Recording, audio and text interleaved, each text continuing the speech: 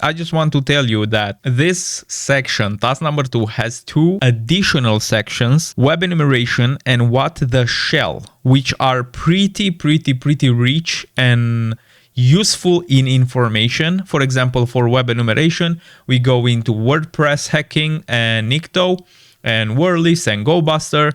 And for what the shell, we basically learn about the basics of reverse and bind shells. So I strongly encourage you to check out my complete list for these 2 modules. Now, we are at task number 3, general methodology. So we have a file upload point on a site. How would we go about exploiting this? As with any kind of hacking, enumeration is key.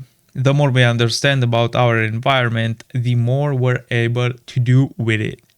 Looking at the source code for the page is good to see if any kind of client-side filtering is being applied. Scanning with a directory brute forcer such as GoBuster is really helpful in web attacks and may reveal where files are being uploaded to.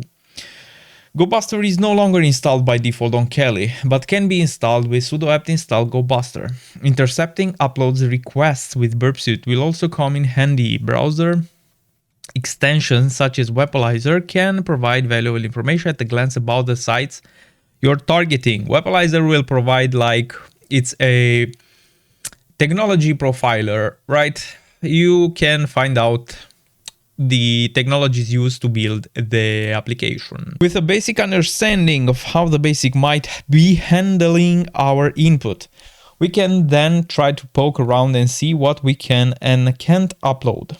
If this website is employing client-side filtering, then we can easily look at the code for the filter and look to bypass it.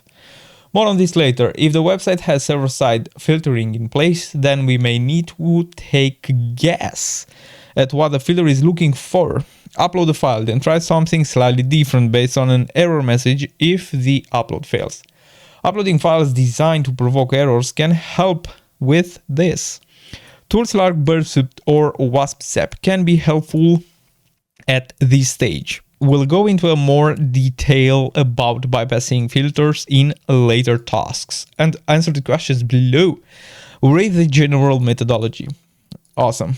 So even though there are filters in place, there are methods to bypass this, right? We, as this section said, we will go into this later.